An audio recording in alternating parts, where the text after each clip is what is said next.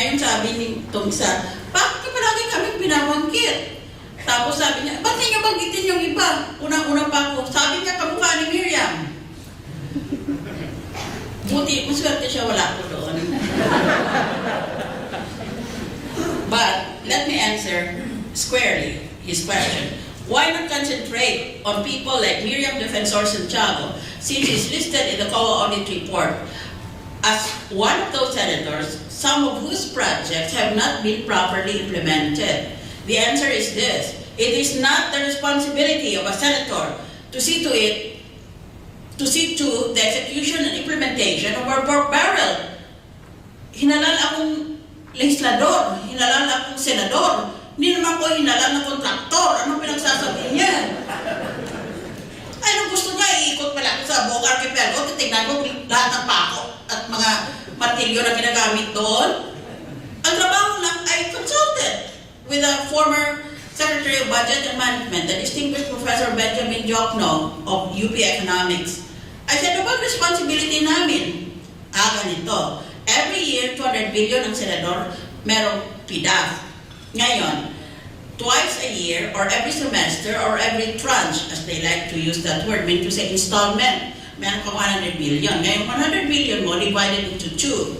50 million for hard projects, 50 million for soft projects. Hard project, yung bang mga with cement and steel, like roads, bridges, school buildings, hospitals, yun ang hard projects. Soft projects meaning food, medicine, and other things of minor value that are usually given in bulk. So the legislator has no choice. You give one half. If you are getting for that first semester, you get 100 million. So you give one half or 50 million to hard, and then 50 million to soft projects. Ganon yan. Ngayon, ang kapangyarihan ng senador ay ganito. Meron kang menu or listahan kung saan mo ilalagay yung iyong mga projects na yon. E di mamili ka lang, tapos piliin mo kung sino maging beneficiary. After that, you have to name as an implementing agency the Department of Public Works, or DPWH, or a local government unit, such as the mayor, or the governor, or the congressman of that town. Kaya, na-include kami doon dahil sa merong circular ang COA na ang kanilang report ibibigay sa pinuno ng ahensya bago pa i-publicize yun para malaman namin mga senador kung sinunod ba ng aming mayor o governor or binigyan ng pera ang aming utos na magtayo sila. Yun lang yun. Para may pagkakataon kami, mapagalitan namin kung binigyan namin ng pera. That is the reason why COA did not investigate me or the others whom he mentioned. Gago talaga. Yan ang naabot nyo. Dahil kung sino-sinong hinahalaan yung artista. Para magkapulis ka, kailangan may college graduate ka, may college degree ka. Pero para kang mag-senador, wala ka. Kailangan ng ganun.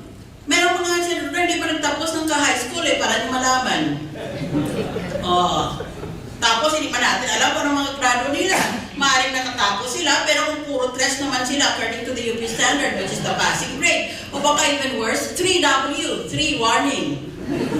Ito siguro si 3 warning ito. Then magbabanggit pa naman, seeking protected coloration. Wala naman siya sinabi, hindi tama yung mga pagbibintang sa kanya. Kung isasabi niya, lahat ng tao sa Senado, kamukha niya. I beg his pardon. Hindi naman siya nag-ROTC core sponsor, no?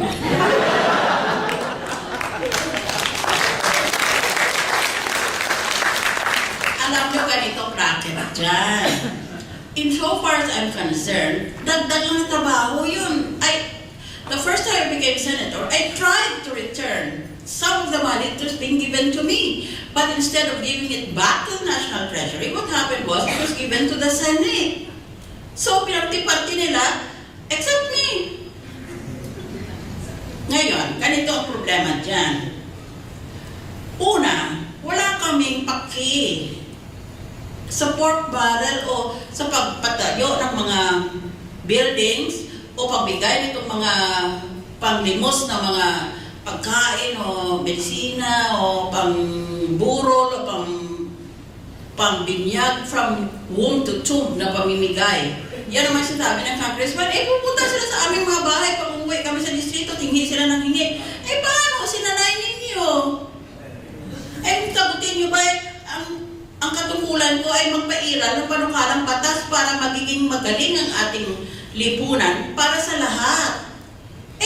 They fostered and developed this mendicant attitude among our poor. Now they present it as a reason for not giving up the project of the pork barrel. Ngayon, nung bata ako sa Senado, sabi nila, wala nang masama dyan eh. I told you, I consulted with the budget secretary. Bakit may ganyan pa akong trabaho? Akala ko magbabasa na lang ako at magdikta ng aking mga panukalang batas. Hindi, ibigay mo sa mga, palagi kasing kulang ang appropriations, ibigay mo doon sa mga favorite na mga agencies mo. Of